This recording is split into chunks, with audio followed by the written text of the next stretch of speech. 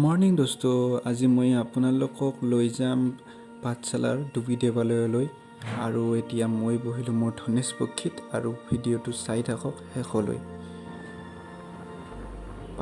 পাঠশালাৰ পৰা প্ৰায় 3 কিলোমিটাৰ দূৰত অৱস্থিত এই ডুবি দেৱালয়। আৰু এয়া হৈছে পাঠশালাৰ ৱাৰ্ড নাম্বাৰ 8ৰ একেবাৰে শেষ অংশ।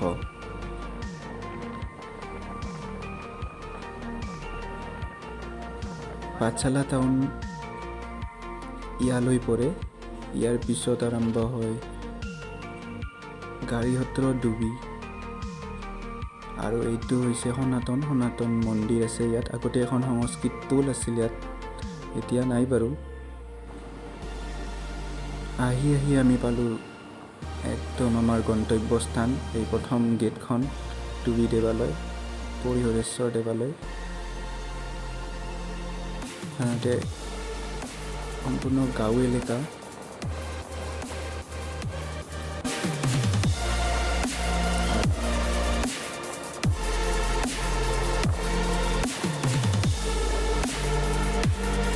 ধূপ দিবা এক পেকেট ধূপ দিব মই তাতে।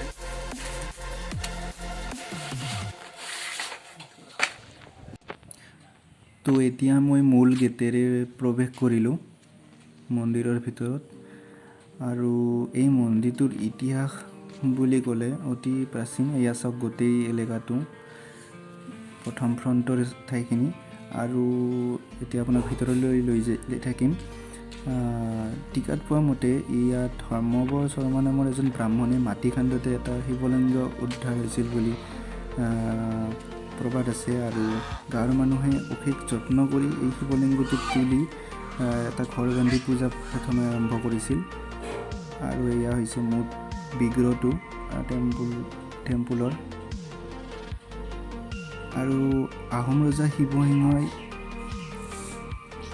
জানিব পৰা মতে আৰু পৰিহৰেশ্বৰ দেৱালয়খন প্ৰতিষ্ঠা কৰিছিল। আৰু এইজন ৰজাই এখন তামৰ ফুলিও এই দেৱালয় আগবঢ়াইছিল। এতিয়া মাছখন খুলি দিওঁ, খুলি পেলাই এতিয়া ভিতৰত যাম। আগতে ভৰি দুখন ধুই লওঁ, ধুই লৈ পেলাই সেৱা কৰিম আৰু চাই থাকক ভিডিঅ'টো। ভিতৰলৈ যাম। এয়া প্ৰথম, ইয়াত এতিয়াতো বন্ধ আছে যিহেতু লকডাউন চলি আছে। মানুহ কমেই আহিছে আৰু মই একদম ৰাতিপুৱাতে আহিছোঁ বাবে মানুহ কম আছে। ইয়াতে আপোনাৰ ধূপ দীপ জ্বলোৱা ঠাই এই গোটেই প্ৰেক্ষাগৃহটো। ইয়াত ভোগ চোগ হ'লে, মানুহ বহুত হ'লে ইয়াত ভোগ বিতৰণ কৰা হৈছিল। আৰু ময়ো সেৱা কৰিলোঁ। বম বম ভলে।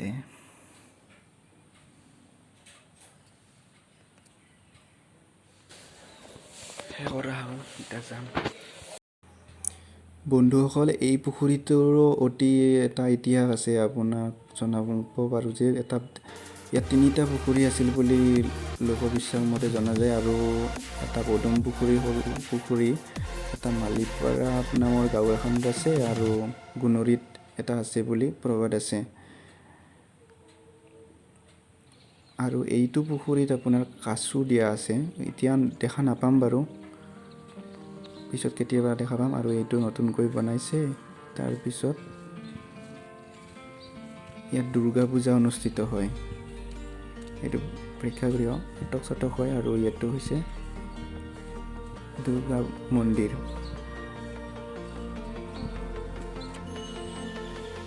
তো গাইজ, ইতিমধ্যে যিখিনি কথা ক'লো আপোনালোকে গম পাইছে। আৰু এইটো হৈছে মূল মণ্ডপটো আপোনাৰ মন্দিৰৰ। আৰু ইফালে এটা পুখুৰী আছে, পুখুৰীটো দেখুৱাম। এই মূল মণ্ডপৰ পৰা আপোনাৰ পুখুৰীটোলৈ কিবা এটা সংযোগ আছে, তলেৰে নলী আছে। কিন্তু বাৰিষা কালত ভিতৰত যেতিয়া যায় বহুত পানী হয় ভিতৰত। আৰু এইটো হৈছে এই পুখুৰীটো। আগতে ইমান ডাঙৰ নাছিল আৰু, কিন্তু পিছত ইটো চাইডে আপোনাৰ খান্দিছে, বহল কৰা হৈছে।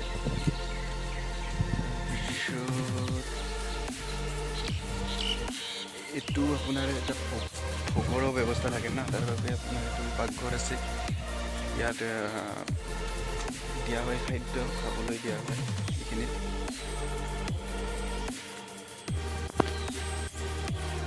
বন্ধুসকল, পৰিহৰেশ্বৰ দেৱালয়লৈ শিৱসিংহই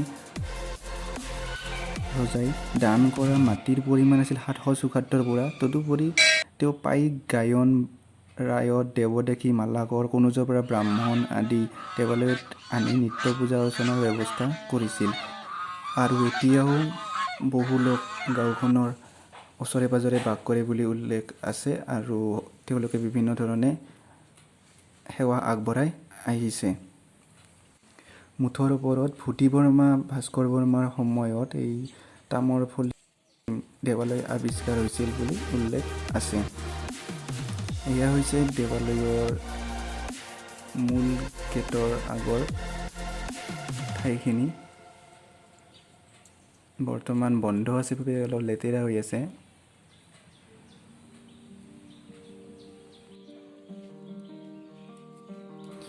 বন্ধুসকল, আপোনালোকে যদি ইয়াৰ বিষয়ে আৰু অধিক জানিব বিচাৰে দেৱালয়খনৰ, গতিকে অতি সোনকালে আমি এটা ডকুমেণ্টাৰী প্ৰস্তুত কৰিম। এইটো আমাৰ প্ৰথম চেনেল 1 ষ্টাৰত আপলোড কৰা হ'ব, চাব আতায়ে। কি চাফা কৰছ? চাফা কৰছ নাকি?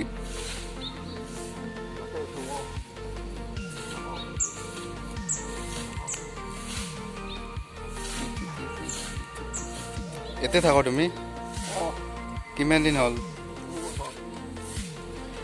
আমি আছোঁ বৰ্তমান এখন বিৰল কেতেকী বাৰী, কেতেকী ফুলৰ বাৰী বুলি কয়। আগতকৈ এতিয়া বহুত কমেই হৈছে, তথাপিও আছে। এখনো অতি পুৰণি বুলি প্ৰবাদ আছে। ইয়াত আহি হিমন্ত বিশ্ব শৰ্মাও আহিছিল আৰু ইয়াত আহি পেলাই অকণমান ভাষণ দিছিল। আমিও আহিছিলোঁ চাব এই টাইমত, ইলেকশ্যনৰ আগৰ কথা এইটো, তেতিয়া আহিছিল। আৰু এইখনে অতি পুৰণি বুলি কোৱা হয়, বিৰল বুলি কয় কেতেকী বাৰী। এইডাল হৈছে ডুবিৰ তাল আৰু কথিত আছে যে হাজোৰ শাল আৰু ডুবিৰ তাল লগ হ'লে আপোনাৰ কিবা নদী এটা হ'ব বুলি উল্লেখ আছে বুলি জনা গৈছিল। ইয়াৰ কথিত মাত্ৰ, লোকবিশ্বাস।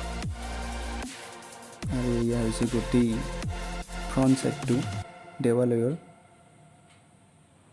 তো আজিলৈ এৰিলোঁ আৰু অতি সোনকালে ডকুমেণ্টাৰী এটা আপোনালোকৰ আগত লৈ আহিম আৰু অধিক জানিব পাৰিব। তো আজিলৈ টাটা।